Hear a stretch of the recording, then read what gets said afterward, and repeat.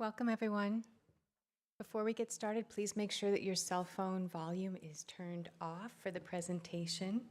I'm so happy to have you here with three of the exhibiting artists for Exquisite Ornament, an exhibition at Bainbridge Arts and Crafts of the Northwest Designer Craftartists. We have David Traylor, Gabriela Nirino, R. Leon Russell, and the Executive Director of Bainbridge Arts and Crafts, Debra Ruzinsky, with us. Before we get started, we'd like to do a land acknowledgement here at BIMA. We acknowledge that the land on which we gather is within the Aboriginal territory of the Suquamish people of clear salt water, known as the Suquamish people. Expert fishers, canoe builders, and basket weavers, the Suquamish live in harmony with the lands and waterways along Washington's central Salish Sea as they have for thousands of years. Here, the Suquamish live and protect the land and waters of their ancestors for future generations, as promised by the Point Elliott Treaty of 1855. We pay respects to their elders, past and present. Okay, Debra. Hello and welcome to you all. Thank you so much for coming out. My name is Debra. I'm privileged to have the role of Executive Director at Bainbridge Arts and Crafts, and I've been a longtime fan of Northwest Designer Craftsmen and now Northwest Designer Crafts Artists. And when I came to work at the gallery, I reached out to Daniel Wallace, who's new in his role. I'm fairly new in my role, to work on an exhibition together. And for me personally, it was a great excuse to get to meet all these incredible, talented people on stage and many in the audience as well. I've been following the organization for years, and I was fortunate in my own education to be trained by some really high-level craft artists when I was an undergrad at UCLA. So I've had a love for high-level handmade work for years. So this is a personal high point to get to amplify what all of you guys do and get to meet you. Daniel, unfortunately, he was going to be here today. He's not feeling well, so I thought I'd say a few words about Northwest Designer Craftsmen, but realize many of you in the audience know a lot more about the organization than I do because you're longtime members. So feel free to catcall and share details.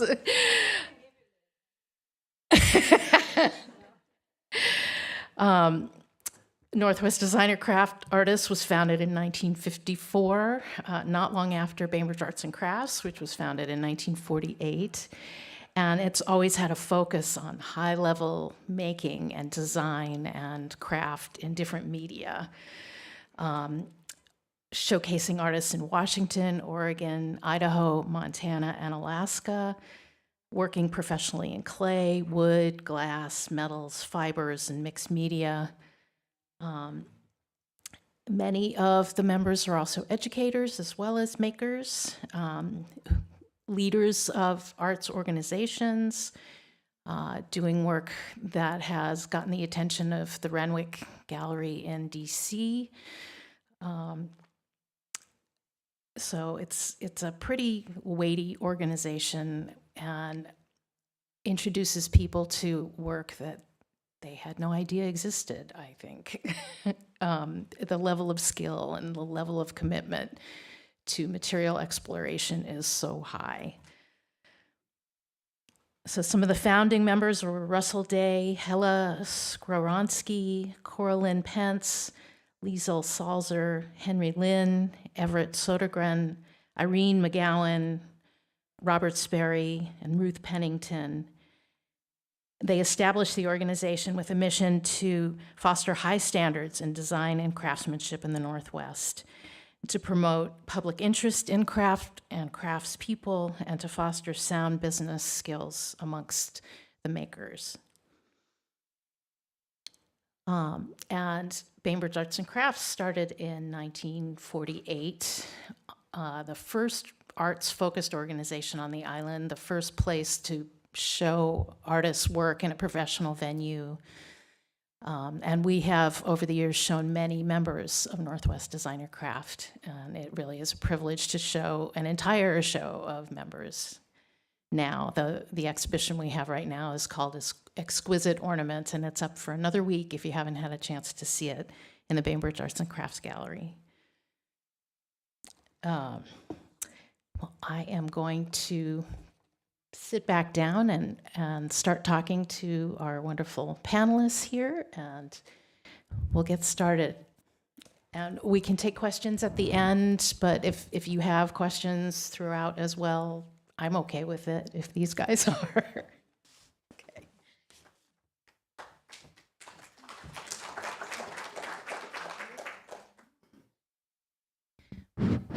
Okay, how's that? You hear me? Yeah, now it's working. Okay. So we have on the screen behind us is an overview taken by Ron Stewart, who happens to be in the audience, of the current exhibition, and works by many of the artists. This piece is not in the exhibition, but it's by Leon, sitting next to me. So the work that Leon included in the show is made of silver, but you started as a fibers focused person more than a materials focused person, is my understanding. Would you say that's?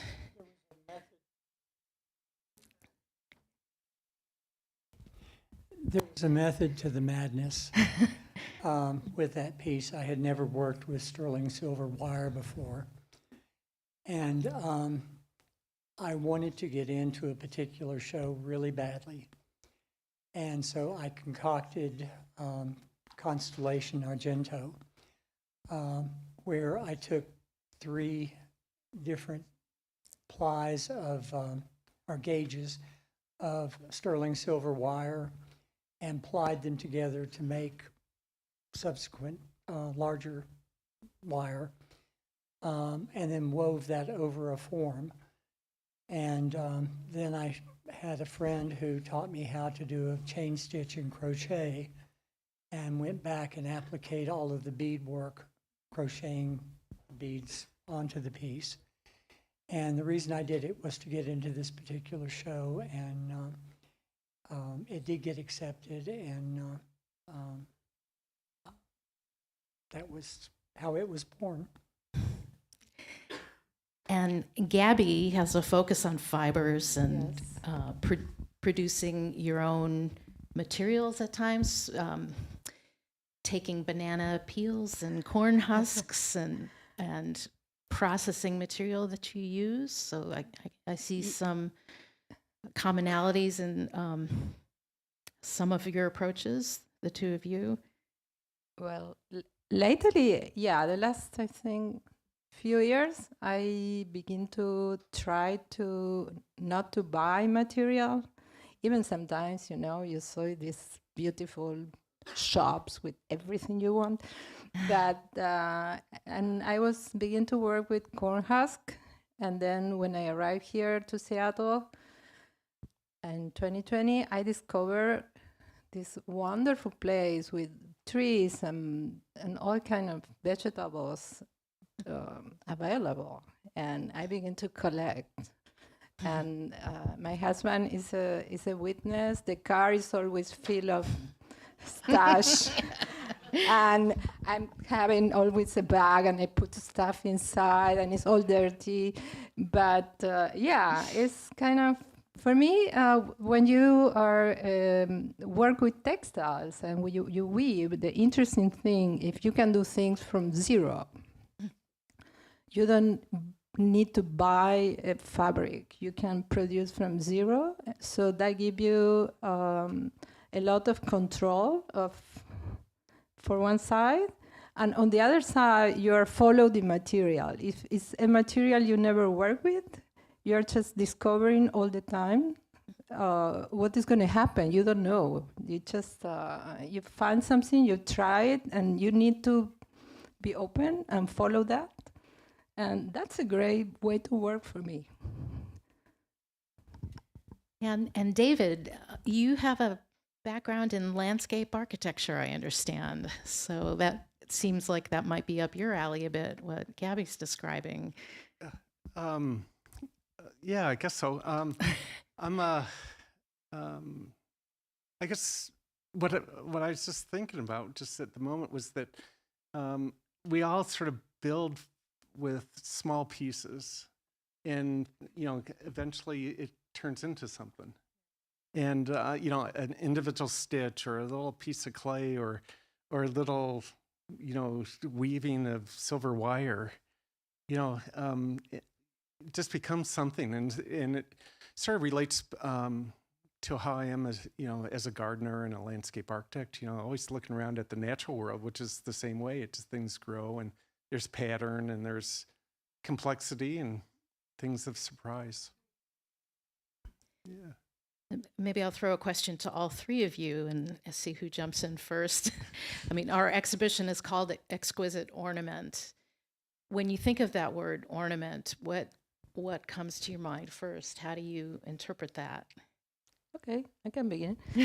I was thinking about that because I never think about my pieces about being ornamental.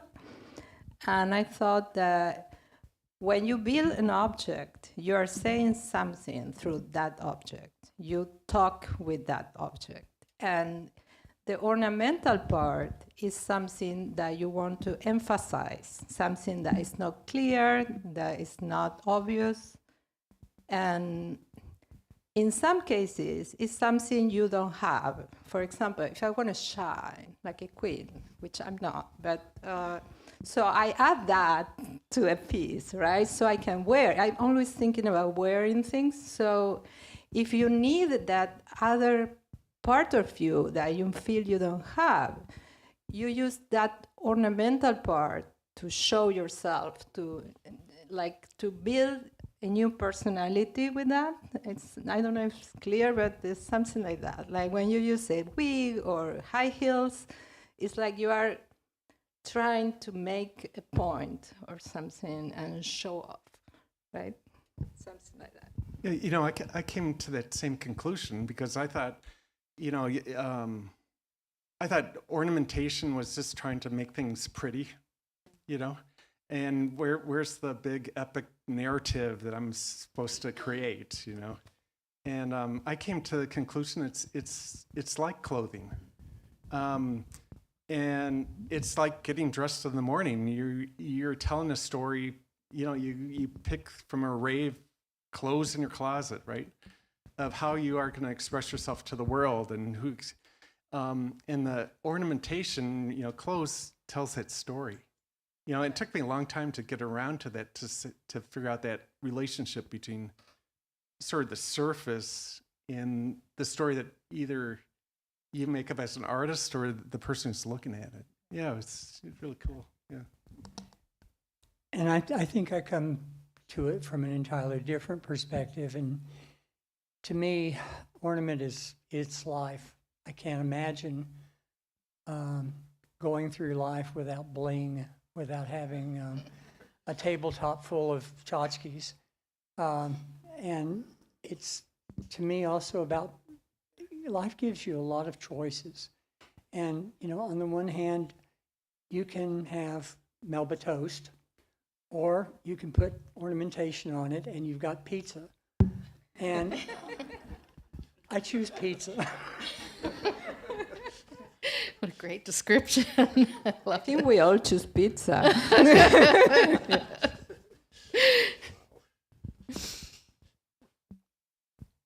I see a kind of thread between all of your work rooted in the structures of what you're making, like the woven form of the silver in your piece, the woven fibers in yours, and the very minute detail of all the parts in your ceramic piece in the show. The attention to that fine detail, it's like creating the fabric to tell the story. in a way. It feels each of you are doing that. And I'm just, it's powerful communication, this kind of making. And I appreciate how that comes across. I think we all try to be storytellers. You know, for me, I always say that when I became a craftsperson, I tried looking at things from the inside as opposed to viewing them from the outside. And that's kind of worked for me, you know, over the years in my progression. Well, as you may know, I came from Argentina, which is a very crazy place and chaotic. And for me, world is always chaos.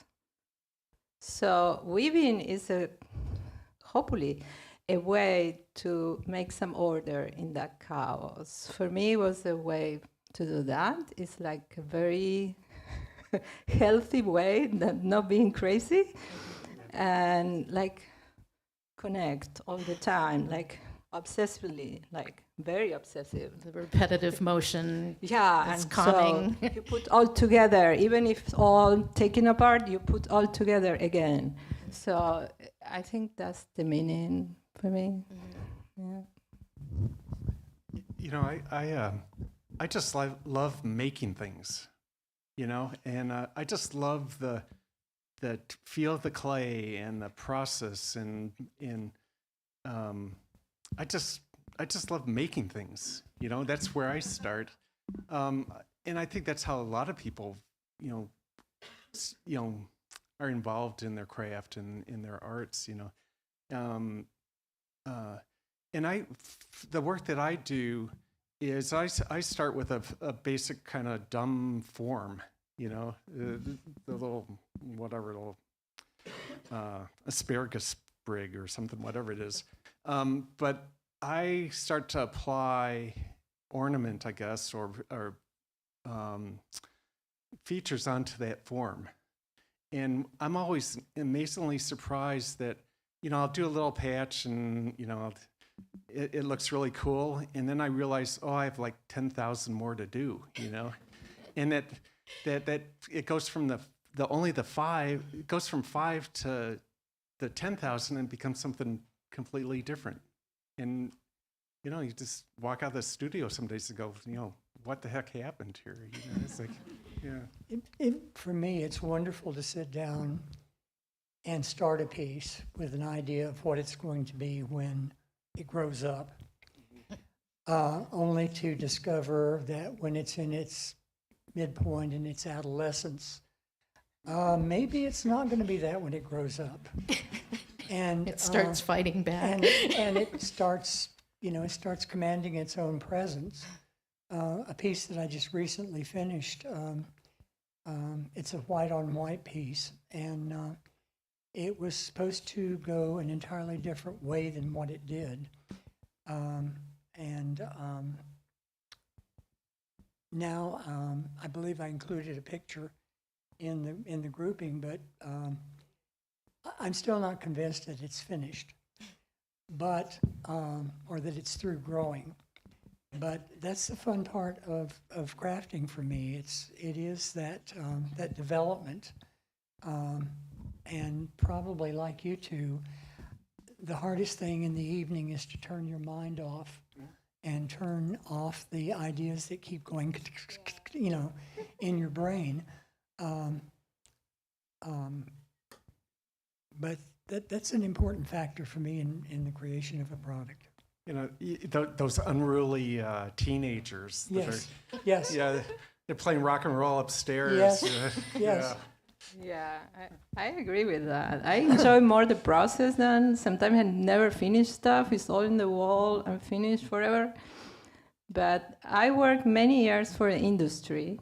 And for the industry, you need to be very precise and everything needs to be finished on time with budget.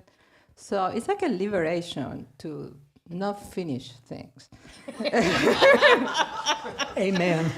Yeah, because I enjoy so much doing it, and it's just okay. Eventually, I'm gonna finish that or not, and I finish when there's a show or something because I need to. But I just love to, like you say, love to do it. It's not about the piece need to be so perfect, and then I discover it's not so perfect at all, and I have, oh my gosh, I sent this in anyway. But that's it. It's pleasure, right? I have what I call the dead basket box. And I've got at least 3 or 4 things going at a time. And sometimes the practicality of finishing it is just not worth the effort, or the idea absolutely stinks. And at that point, they go into the dead basket box, which is deep in the closet. And at the end of the year, if I can't pull them out and reconstruct them as something else, then they go into the fireplace for fodder for the next year's, fires. But always there needs to be You can multiple give it things to going, me. Okay. Next Okay, time. Okay. deal, good. It's free material. Yeah, there should be a Northwest Designer Crafts supply depot that you guys can cast off and find treasures in. Oh, That moved into my studio.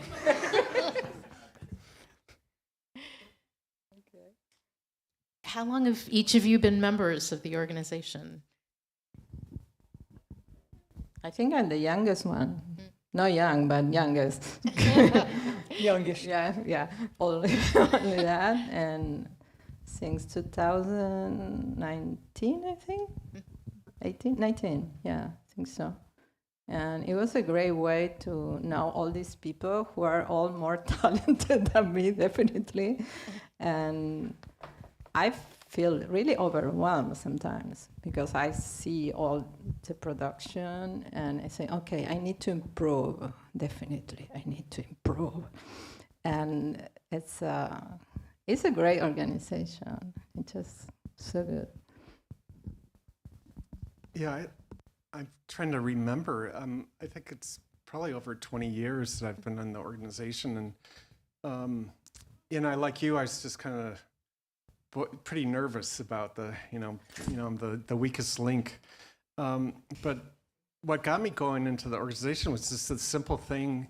I was the mailman for the Living Treasures project, the first thing, and.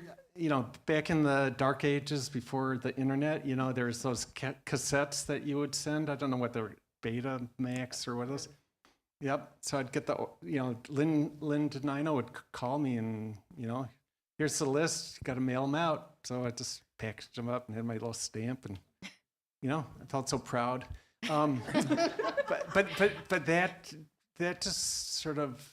it's a made me great feel project. yeah, well, Those maybe videos. yeah.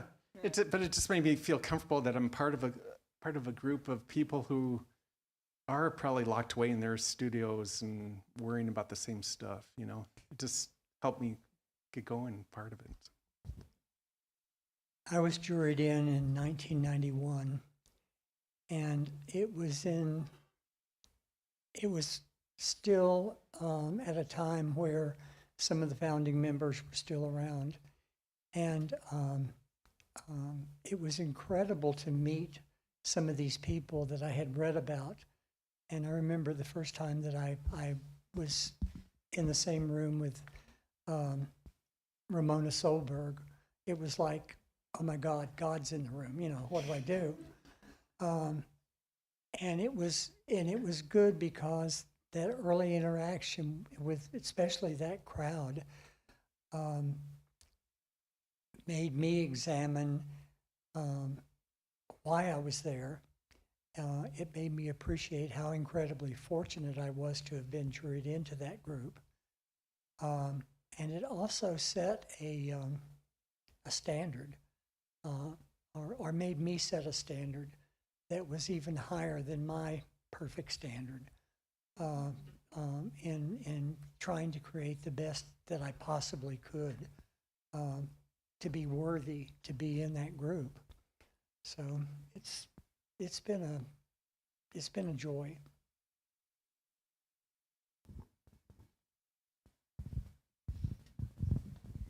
How has membership in the organization affected your career?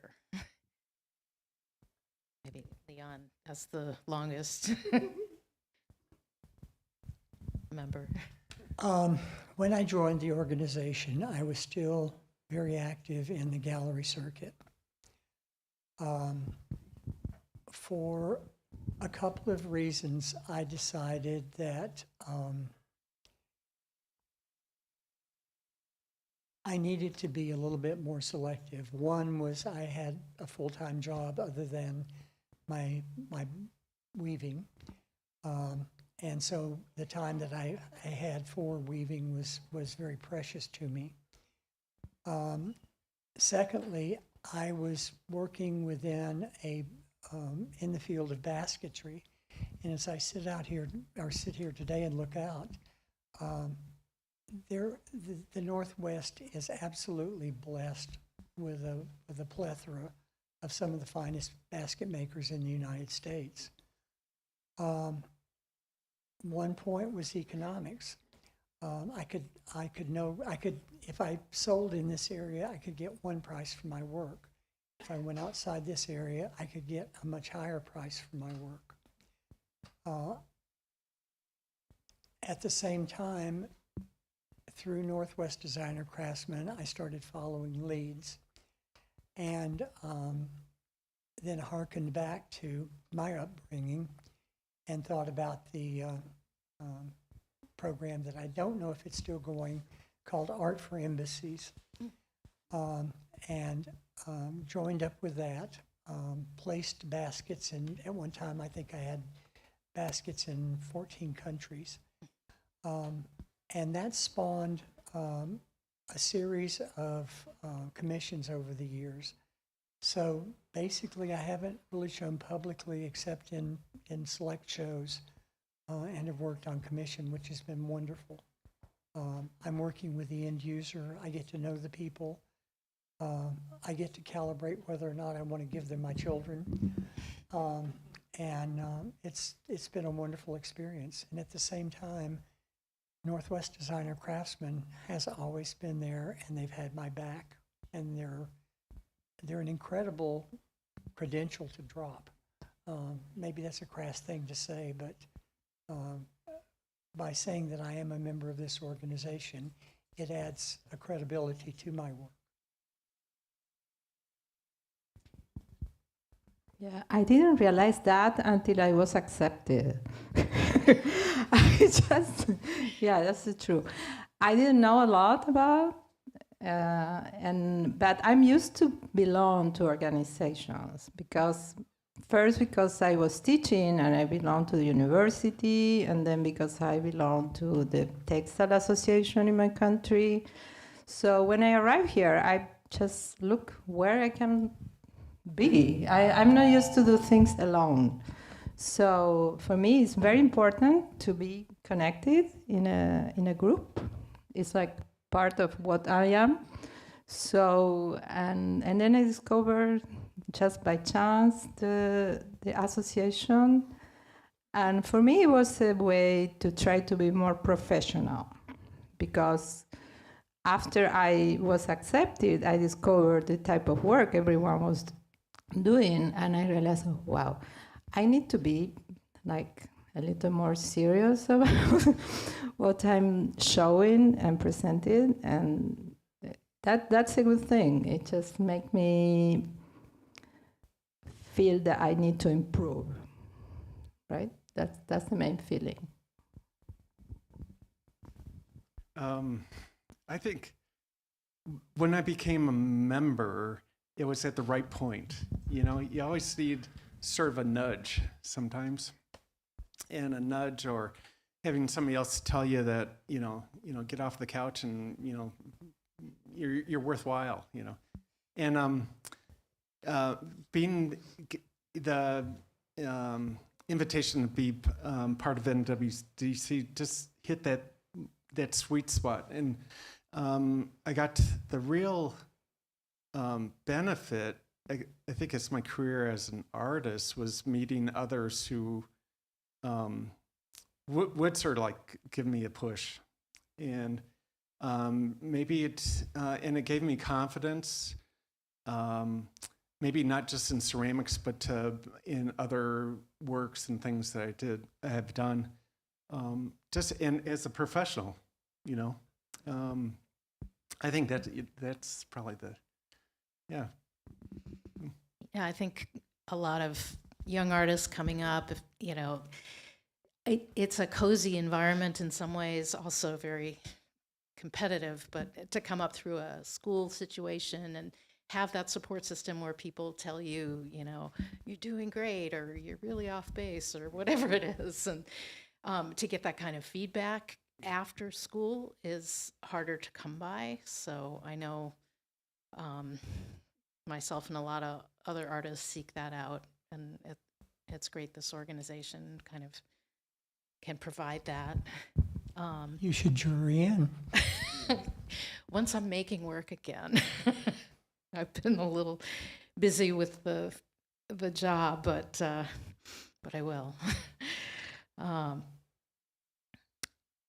know, Gabby, you mentioned you've taught in the past. Has that been something that feeds into the work that you make, things that come up with your students? Oh, well, I teach for 35 years, which is a lot, and all kind of levels, but mostly the university.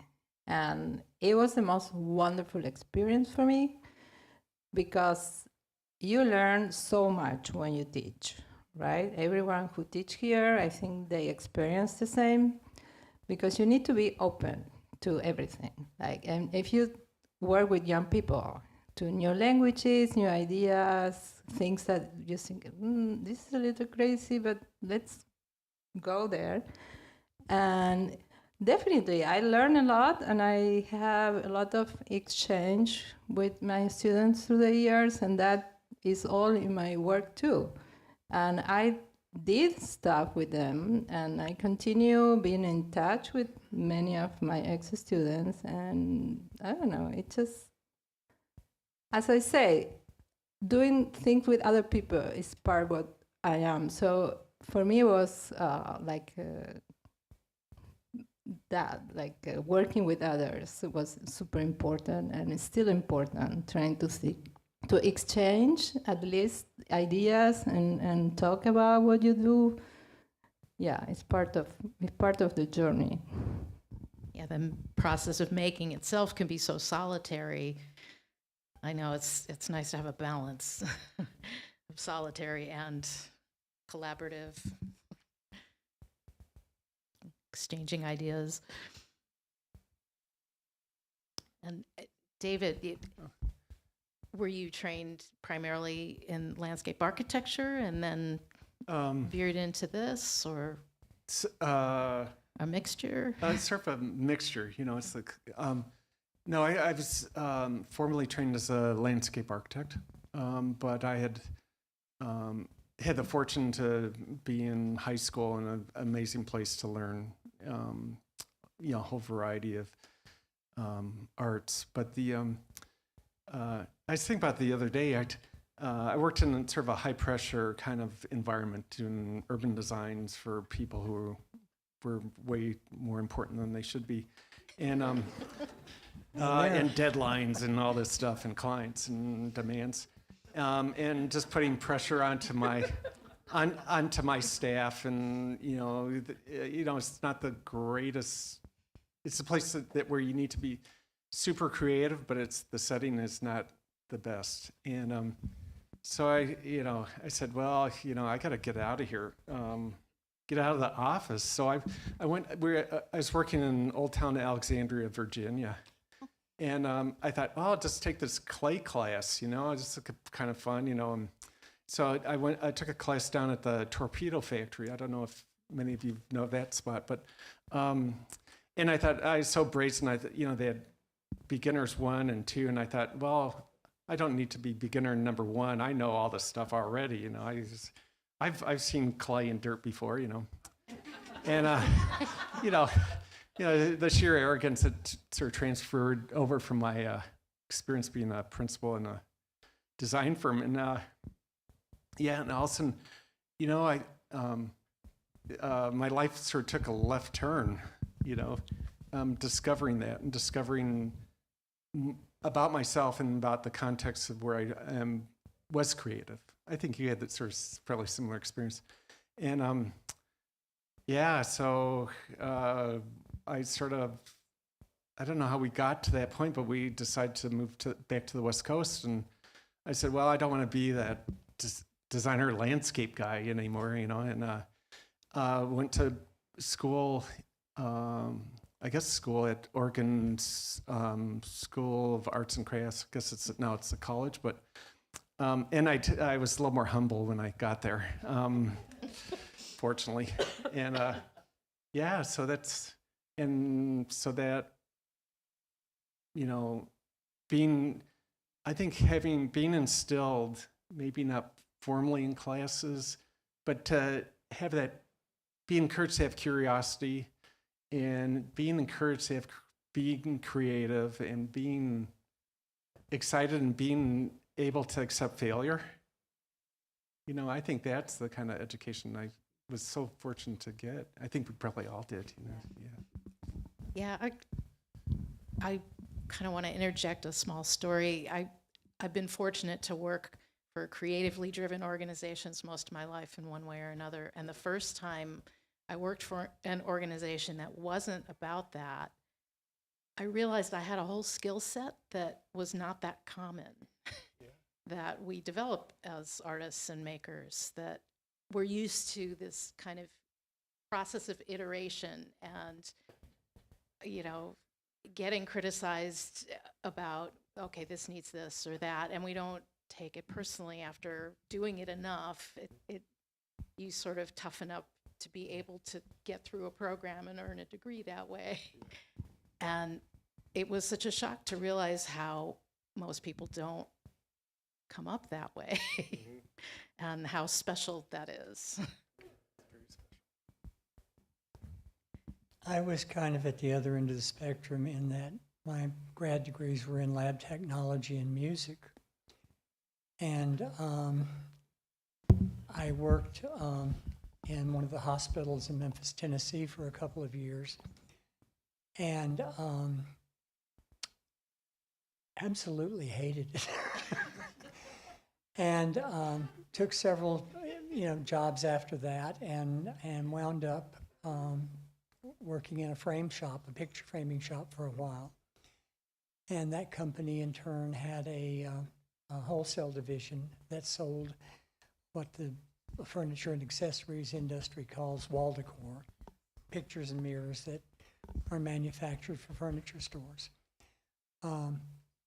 That gave me a lot of background information that I didn't think I would probably ever use in faux finishing and leafing and things like that. And eventually I moved on from that job, and as I like to say, I immigrated to Seattle. And I became a craftsman out of sheer loneliness. When I moved here, I knew no one. And one of the people that I worked with was taking a course at the old basketry school in Fremont. And I said, I'm not doing anything that night. I'm thinking in the rest of the month, I'll take the class with you. The basket that I made looked like it had been on a 3-week bender. It was supposed to have a flat bottom, and it sat on 3 sides, and I still can't quite figure out how I did that. But I got the bug, and I kept studying. And here I sit today, and I am still in shock that what I am making with my hands is being well received. It's an incredible gift, an incredible blessing. And thank you all.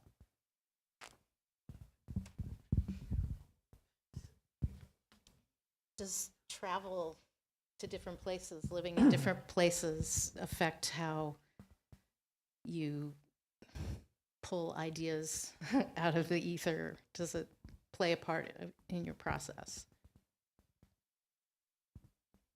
Nope. I'm traveling all the time. I'm back and forth. My country here, my country all the time. So not really much going to other countries, but this going back and forth and not being able to feel like I have a home any place now. Yeah, that changed what I do and what I think, because now I am like nowhere or in the middle of things all the time. And it's a very interesting perspective to think yourself, you are in some gray area, and that gray area is a good thing for creating, I think. It's not definitive. It's like you're all the time like you don't know where you are. In that way, it changed the way I'm doing things, because I cannot be so like this is this.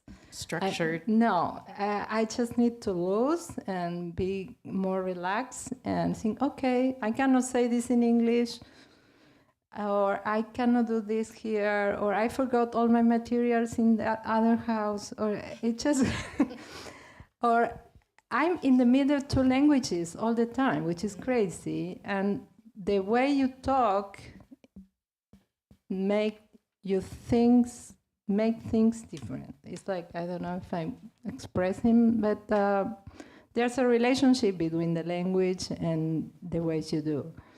So I'm in the middle. That's my trip these days. I'm the person I am because of travel. My dad was in government service, and by the time I was 20, we had been, and we either lived or visited in 18 countries. Each one of those countries, I think, contributed something to Leon, and I see it in my work. After all these years of not having expression, when I became a craftsman, all of a sudden the asymmetry that I learned in taking ikebana courses in Japan, or any sundry thing that I've done in my life, all seem to kind of contribute to help me focus on a particular way of viewing and creating. And at this point in life, yes, I would like maybe one more trip through the Orient, but I am one happy camper to be at home every night. I'm completely opposite, I suspect. I'm a homebody.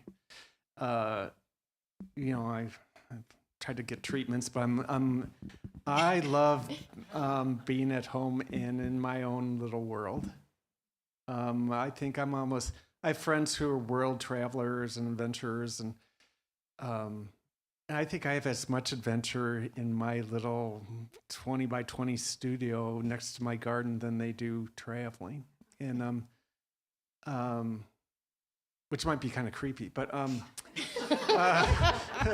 the dogs haven't talked back to me quite yet. But being centered and being at home is part of who I am and part of my work about things that are big markers that have weight. I've been doing a lot of work in thinking about memory, and how it's tied to the idea of home, how it's tied to the idea of, just like one of my pieces is all incremental, and I'm like you're saying, is project of that incrementalism, coming up. And yeah, so I think a lot about that. But I do find great comfort in that kind of solitude and where everything's in its exact place. I was thinking textile is particularly good for traveling. You can do textiles wherever you go. I can do in the car when he's driving. I mean, obviously. If you do basketry, you can go with your little basket in the ferry, in a bus, wherever you go. You can go with your bag, right? Like a nomad, and so you can be yourself wherever you travel. And for me, that's a great thing because I moving a lot, but it's part of being a textile person, being a nomad, because it's the most compatible things to do when you are in the move. It's like, right? It's the nomadic thing. You roll your thing, you go. And you sit wherever you are, you can sit and do it. And that's a great thing for me. I think all three of us probably spend a lot of time alone with our work. And I took my master bedroom and turned it into a studio/TV room. And I spend a lot of hours alone in that room, just me and my opera at the moment that I like, or, my neighbors, I think, are about to start a petition for me to burn my ABBA records because, after every opera, there's got to be, an ABBA series. That it's a healing process. It keeps Leon sane and keeps him from being that cranky person that he doesn't like. I have a question for you, David. I noticed some of your past work is very different than the work that we're showing right now. Kind of more graphic and bright colors and surface detail. And it seems you've had these different voices that have come out over time in some of the work that you do. I wonder if you can speak to that. I don't know if they're voices, or maybe they are in the loneliness of my studio. But no, they. I had a friend who said that we were talking about sort of like that we weren't sort of serial artists, that we like getting our hands into a lot of stuff, and so I've had the opportunity to, work on paintings that are pattern oriented, sort of graphic like. But I've also worked on collaborations with writers and a collaboration with Pat Graney Dance Company and performance installations. Yeah, I just am curious about it, and I try to get myself into positions where it really is sort of like jumping out of an airplane, and you need to be. It's a whole new kind of work, or it just maybe it's gonna be awful, but that's my part of being a nomad. I think is those kind of collaborations. So, yeah, I like to do a lot of stuff and a lot of half unfinished stuff too. Yeah, I got the box of. If you're a curious person, you try things, and it's part of different ways you are. It's not one solid personality, right?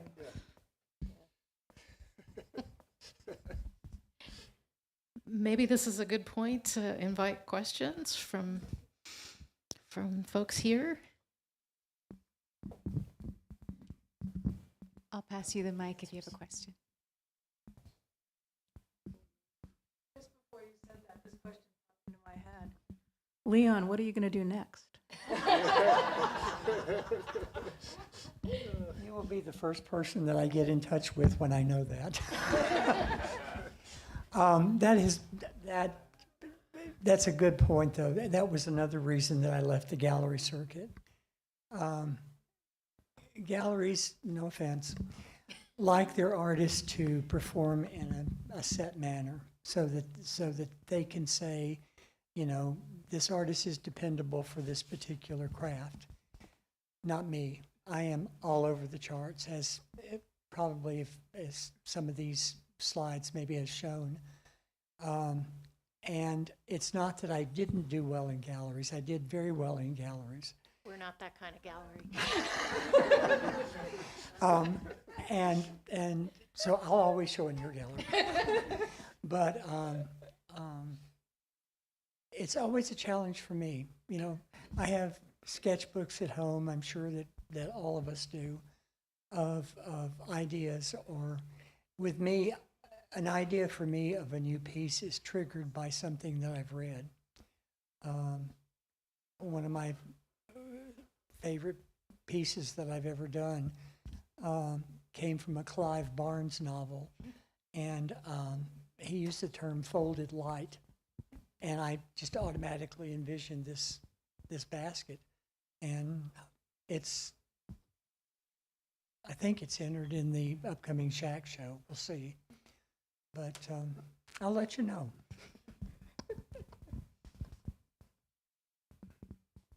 Any other questions?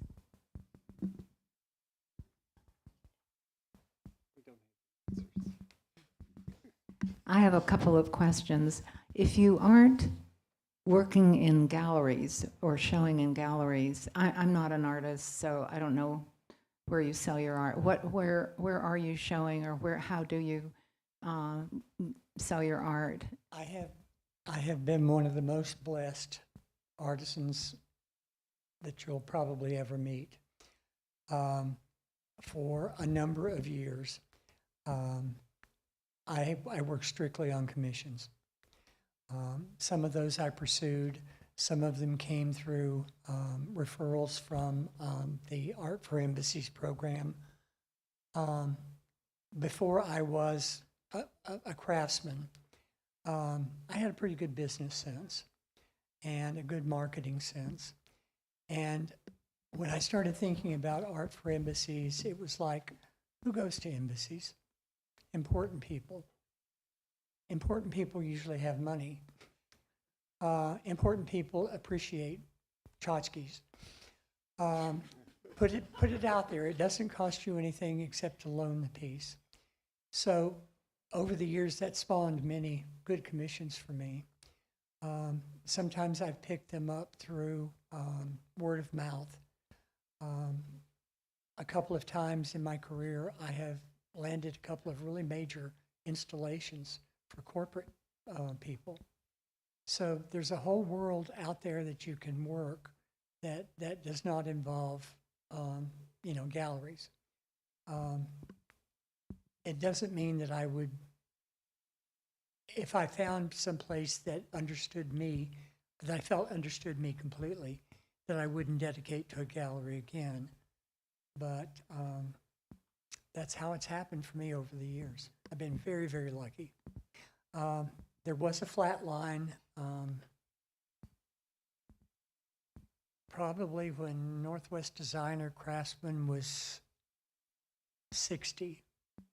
There was a show at the Whatcom Museum, and I sold a piece that was in that show to a lovely lady.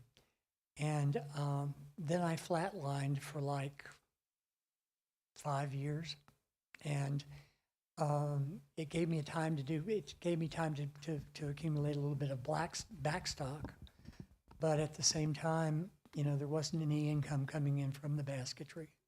So I also wanted to know if there's time. Could each of you speak about one of the pieces of your pieces that was on the slideshow?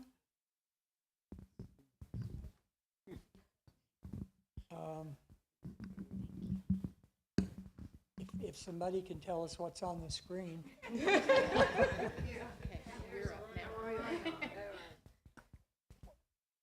Oh, this is a very early piece that is made from driftwood and coiled pine needles. It's one of the two series that I really have enjoyed working on over the years. I call this series the Arroyo series. At one time in my life, I was a Vista volunteer at the Pueblo of Zuni, and I fell in love with the canyons and the arroyos in that area. And this one emulates my feelings for that area.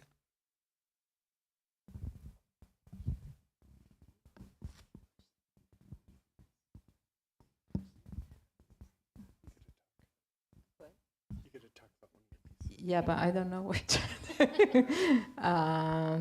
Let's see. This one, oh, that's a series of a lot of works made with corn husk, and I recently finished to write about that. If you want to take a look at it's an ebook, which is on my website. It's free to read, so you don't need to pay anything. And it's about. For me, it's a material that is related with Latin America, South America mostly, because of the corn as a food and as a material for original people and native people. And I don't know, for me, it's a synonym of being from Latin America. And so it's quite important, and I work a lot with that. And then I discovered here that the native people here have the same tradition in some places, and I found marvelous work, which I'm going to study a little more because they are so great. And that's that one. There's other one, but that particularly I like a lot because it has a deep meaning for me.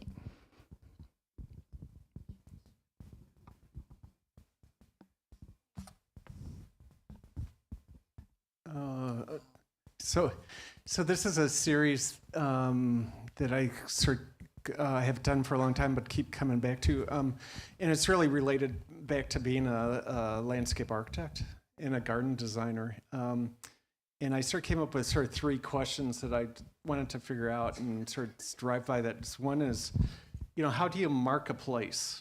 How do you put that X marks the spot on the map?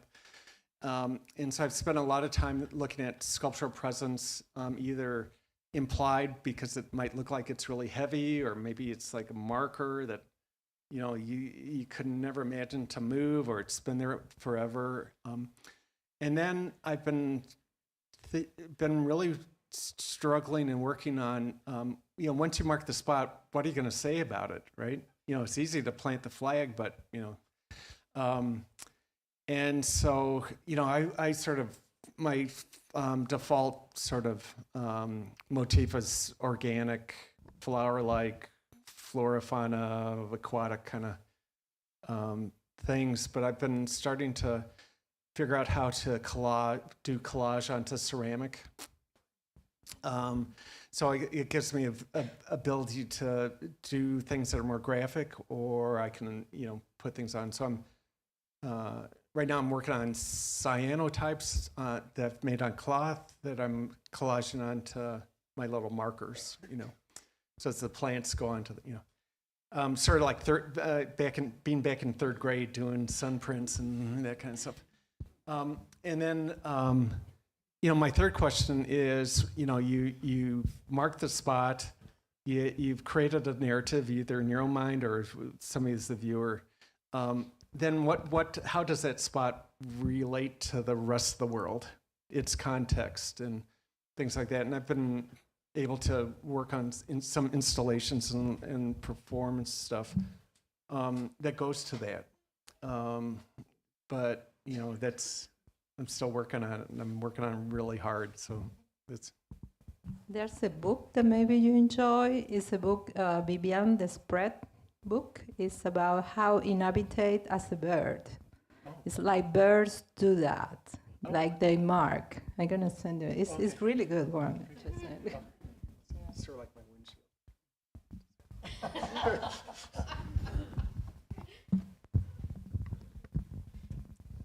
Any other questions?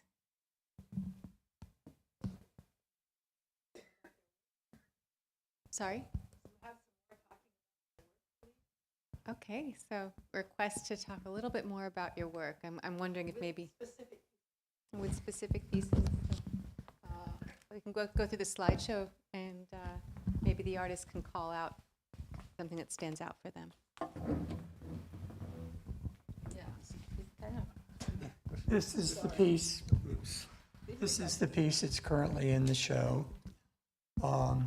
It's called Constellation Argento, and it's sterling silver. Next piece. That's a close-up of it. Any questions about it or the technique? How big is it? What's the size? It's about 9 inches tall. And in case you're wondering, it's about 26 ounces, and the melt value is probably about $500. I said it's about 9 inches tall. It's about 26 ounces, and the melt value is probably about $500. I will never do it again. You mentioned about that last piece, the constellation, that you formed it around a mold. I carved, I do a series called Pandora that I learned from the incredible Nancy Moore Bess, who is a contemporary basket maker, where you carve a form out of industrial foam. And that's what I did for this piece, and used it, and then went in with a scalpel and a pick and got it out.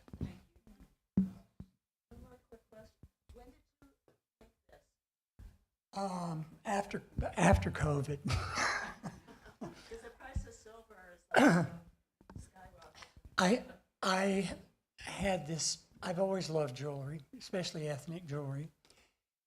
And I had this stockpile of silver wire that was left over from years ago.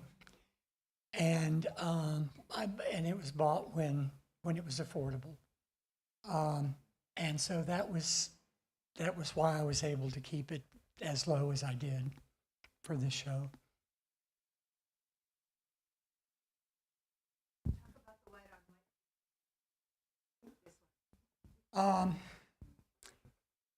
You know, you can be a wonderful test group for this.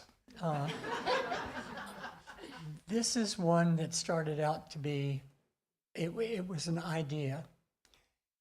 And I was incredibly affected by the by the massacre in Texas of all the children. And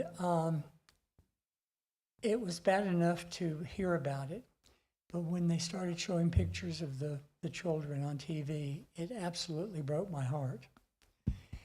And at that time, one in particular, a wonderful little girl who was in a white outfit with a white flower band on her head, and I looked at her, and being Latino, I thought, you know, that's probably her first communion dress, her first communion, you know, photograph.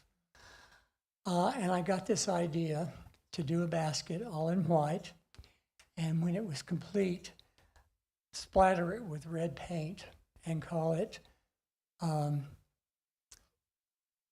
First Communion, Second Amendment, Uvalde. And once I got the piece done,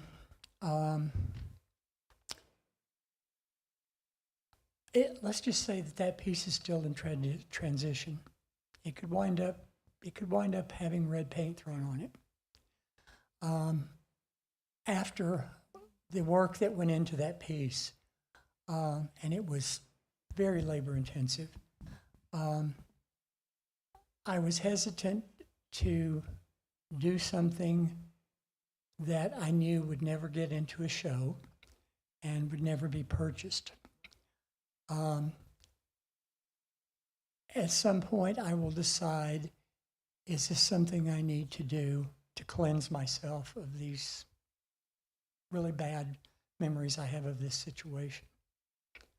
So, but that's done with twining, and the curlicues on top are actually a Japanese form of weaving called kumihimo, which is a cordage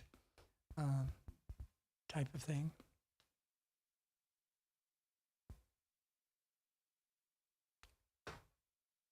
Next slide. That's my most favorite piece ever. It's called Basic Black and Pearls, and it's done with leather and then freshwater black pearls on the end of the tassels. In this particular piece, the spokes of the basket became the top knot that came out, and this piece got a really good home. It's always been special for me.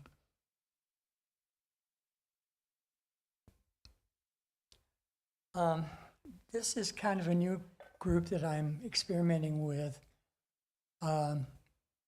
There's a tree up the block from me, a eucalyptus tree up the block from me, that naturally sheds its bark. And this is naturally shed eucalyptus bark that I took home and soaked and scrubbed up, and then folded and tied, laced in places. And then it was the exact color of one of the most favorite stones I've ever found at the beach. And this is a piece I'm definitely keeping for myself. It's kind of misleading because it's only probably about that big.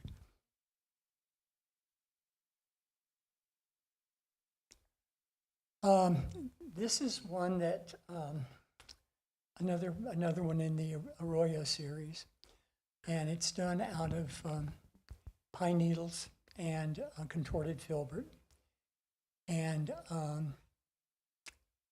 it doesn't really have a name as such. I've put several names on it since it's been finished, but I've never really cared for any of them. This piece is currently entered into an upcoming show at Shack. I don't know if it'll get in that show or not. It's quite a large piece. I literally was wearing part of it as I was doing the weaving of it. And David, you might be of a big help here. Contorted filbert in Seattle is yet another species that seems doomed, and it's dying all over the city. And it breaks my heart because it's such a beautiful shrub. But if you ever come across contorted filbert that you're cutting back or anything like that, Beware what you wish for. this piece, as a matter of fact, when I got it home, I realized that it was full of borers. So imagine trying to get that into your oven at 400 degrees for half an hour at a time, shifting it around with the door slightly open to make sure that you've killed the doors. We basketry people are in our own little world. We do whatever needs to be done to get the thing.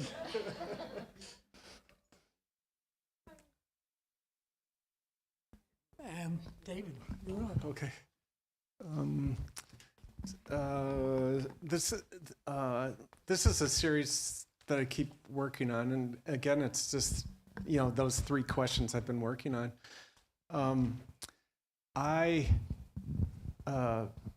Let's see, what would I say? It's all hand done, just like little pieces of clay that's smushed on and took forever to do. I have a recipe for a really terrific manganese dioxide slip, which I've used forever, where when it's applied thinly, it'll be black, and when it's applied thickly, it turns to gold. So So when things are really textured, you know, and you're spraying with a spray gun of this glaze, you know, naturally there'll be more glaze on the highlights than in the depths. So you get this kind of textures and things like that. So it really works well. Yeah, you know, it just is. It's about 12 inches tall. I have people have come into galleries and they think, oh, this must be made out of metal. Let me try to pick it up, you know, and it's like, you know, don't. They throw it, but yeah, and I really enjoy pattern, and this sort of idea of, you know, doing a couple and it looks really cool, and then you realize you got to keep going, and it turns into its own life form. So, Are each one of those petals yeah, hand done? yeah, You don't have like a mold you can punch them out? No, it's just like a little piece of clay. You know, you roll it in your hand, and then you just thunk it on there. You know, and I got so. After a couple hundred of them, I'm able to just reach into a bag of clay and pull out to probably the micron, the same size little ball that I can. You should have been a basket maker. You know, and you should have been a clay artist too. Yeah. Okay, maybe some more. I can sort of another slide or. Whoop. Yeah, it's okay. Yeah, sort of similar form. These are precisely made clay balls, and these are just made, you know, like I have essentially a giant Play-Doh factory, you know, extruder, and I can extrude like I'm making spaghetti, and then I manipulate the ends so it sort of finishes off, you know, but you know. It just, I think, I've been thinking that sort of the heaviness of these things are sort of that implied effort and labor and time intensity sometimes. You know, just like yours, Leanne. What was your inspiration? You know, onion bulb, tulip bulb. You know that kind of. You know, and it's, you know, that sort of shape, and you know, it's stuff that's coming out of the ground right now. You know.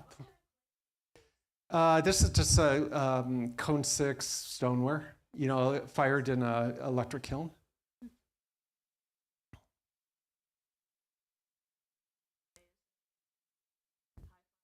Oh, it's medium fire. So it's not like terracotta, which is fairly low fire, and it's not like reduction firing in, you know, really high temperatures. Oh yeah, I have several. Yeah, yeah, yeah. So, yeah. Hello. Yeah, thank you. Yeah. So this, you know, just trying to explore from the, you know, simple shape, you know, and. That's sort of the secret to the stuff I do. I mean, this is like I made a plaster mold out of a, you know, kid's, you know, ball, and, you know, use it as a, you know, mold and put it together. And these are the precise little, you know, I branched out so I could get, you know, 1 micron, 2 micron. But these are, you know, ping pong balls and golf balls that I made molds of. You know, but you know, which is fascinating because in this context, in sort of the fine crafts, fine art, you know, you don't recognize them. So, okay. So these are the, you know, again going into more of the markers. You know, starting with the sort of the tombstone, or, you know, X marks the spot that there's sort of that presence, and then. Because I can't, you know, get away from, you know, doing more is better for me, I think sometimes. So, but it's the same techniques, same glazes, you know, same slip, you know, and The thing that I struggle with is ceramics is based. A lot of ceramics is based on a vessel. You know, and this was trying to break that up or try to play with that idea that there's something that's supposedly solid, but it is cut through. So, yeah, and so this is another in that kind of series. You know, just using the same. Boy, I'm giving away the secrets. You're all gonna go home and you know, all of a sudden the whole market. You'll see it at the gallery. Everybody's gonna bring these. Yeah, boy, I just made this up. You know. Yeah. So. Yeah. Yes.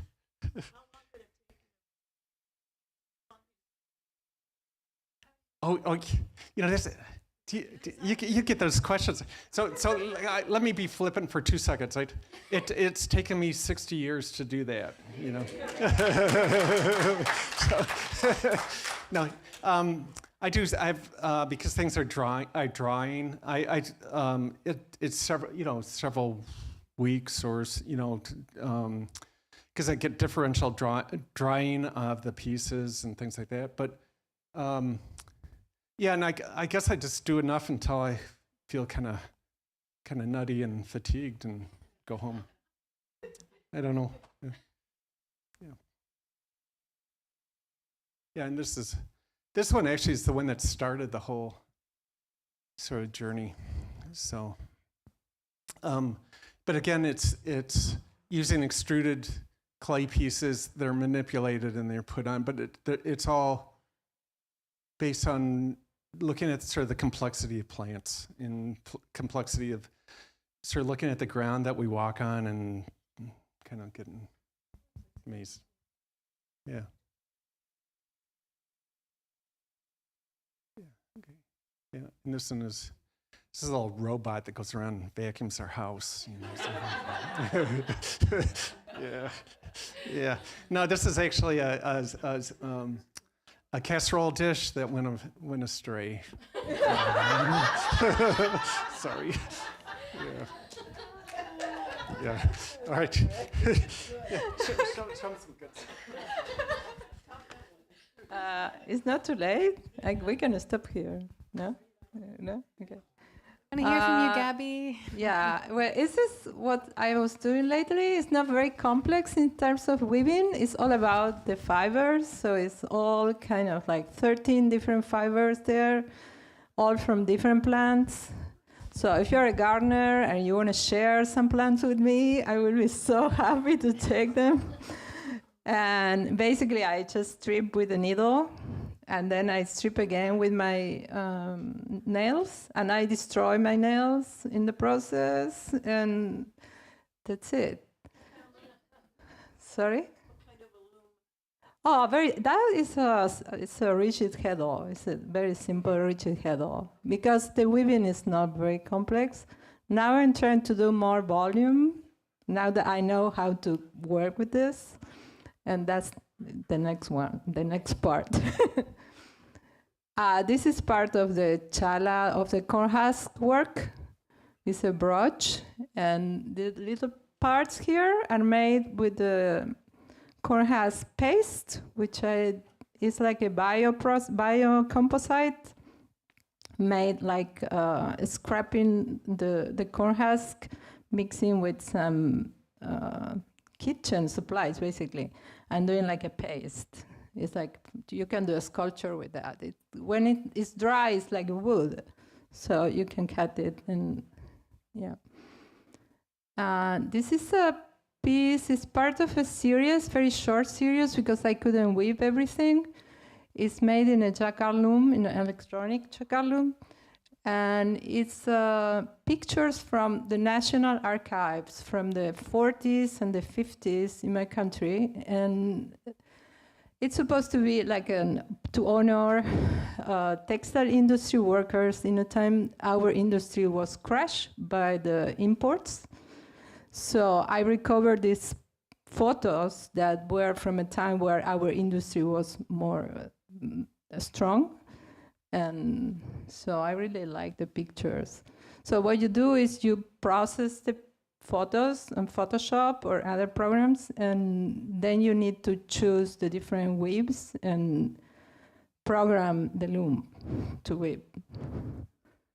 And then you weave by hand, but the program is on the loom, so you don't need to worry for the shaft, like in different other types of looms, right? I don't know if there's a weaver here, but for me, it's easier than working with shaft. This is not about craft. I was not concerned about the craft. I did this during the pandemic when I arrived here, thinking I want to stay 2 months, and then we come back to Argentina, and then I stayed 2 years. And I didn't have anything. I didn't have any supplies. And in the middle of that, one of my best friends died. So I began to work with all this wood I found in our backyard. I don't know how to work with wood. So I cut myself a lot. Many of the red pieces are blood, actually. I just cut and I continue doing like that. Yeah, and so what I did was basically a healing process about all that situation with all these materials I found on the ground. And then I work with a little bit of gold leaf, which I never worked before. It was kind of like the hope part, like this shining little thing, no? Like in some parts of the pieces. This is for hanging. Chuspas are the old pieces pre-Columbian people in the Andes used to carry for important things. So I did this series of chuspas. And you cannot put anything inside. Actually, they are open in the bottom. It's like carrying empty things, like carrying air. And that was a little bit of the meaning. Also, it was done as there's a text with that. It's in the website if you want to read it. It's about this going back and forth and traveling with your things. And you find your place where you can sit and do what you like. That's your home. So that was the idea, right? But we already talked about this. You can. And this is an old piece. It's made with tapestry technique with slits, I think is the word, when it's open in the middle, trying to intersect like this. And it was for a call about, the name was bridges. So I thought this as a bridge between all America, like the white part is the part in common, and the color part are the different type of landscaping and cultures. And it's all related, so you can put the different part in different ways, like and this is done with the same technique, and it was made in a moment I need joy, so I did this like more playful pieces, like using a lot of color, and they are made with all the wool that I inherited from my professor and friend, who is a very well-known textile artist in my country, and she has this enormous amount of wool from her big tapestries she doesn't use anymore. So every time I go there, I bring her some creams she wants from here, and in exchange, I get a lot of wool.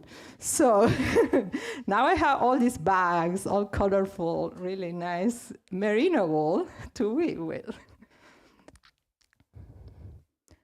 And this was made, it's a series too, made for an exhibition in Portugal about traveling. So it's jewelry and traveling was the name, and it's the same idea that the chuspas, like these things that you use when you travel. So alforjita is a little thing you put on the horse, and I think the other is the final one. These are made with all the Seattle Times bags, plastic bags. I don't understand why they bring that thing. So I really concerned about environmental issues. So I keep in all that bags. I have a lot. And so I wove these mutants. And the idea is that these are the creatures that appear when the natural warp, which is the warp, which is linen, mixed with all this plastic that now is everywhere, right? Air, water, food. So these are the mutants. They're real. There are some rocks that now are a mix of natural and plastic materials. It's crazy. And I think it's all.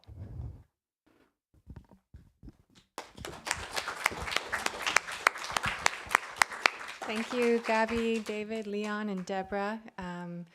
Greg Robinson, the chief curator here at BIMA, has generously provided a lovely reception for all of you out in the gallery.